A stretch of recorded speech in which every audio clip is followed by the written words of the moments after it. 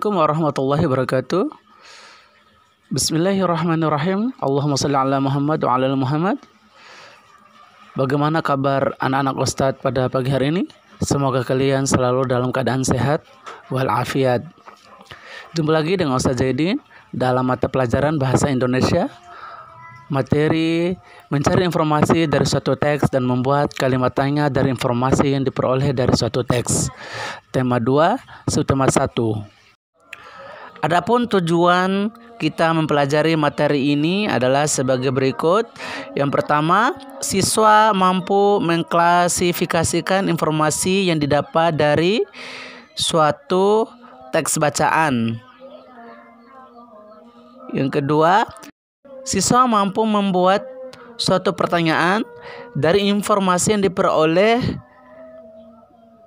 dalam suatu teks bacaan dengan menggunakan kata tanya apa, di mana, kapan, siapa, mengapa, dan bagaimana. Namun sebelum kita memulai pelajaran, mari kita sama-sama membaca doa sebelum belajar. Bismillahirrahmanirrahim. Rabbi zidni ilman warzuqni fahman.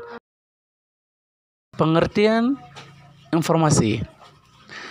Informasi artinya kumpulan dari pesan, ekspresi yang didapatkan dan mampu ditafsirkan oleh otak manusia. Informasi biasanya disebut juga dengan berita.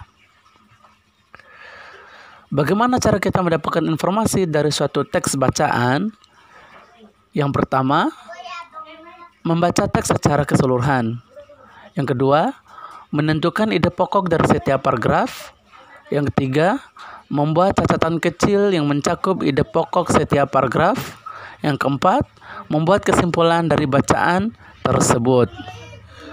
Untuk memperoleh informasi dari suatu bacaan, kita dapat melakukan tanya jawab tentang isi teks yang dibaca dengan menggunakan kata-kata tanya seperti siapa, apa, berapa, di mana, kapan, bagaimana, mengapa, dan lain-lain. Kata tanya siapa digunakan untuk menanyakan tokoh utama atau tokoh pendukung dari suatu teks. Kata tanya apa digunakan untuk menanyakan benda, sebab, akibat, judul, atau tema dari suatu teks. Berapa digunakan untuk menanyakan jumlah atau banyaknya suatu benda. Kata di mana digunakan untuk menanyakan tempat atau latar terjadinya suatu peristiwa. Kata bagaimana digunakan untuk menanyakan cara, proses, urutan, pendapat atau sikap dari suatu bacaan.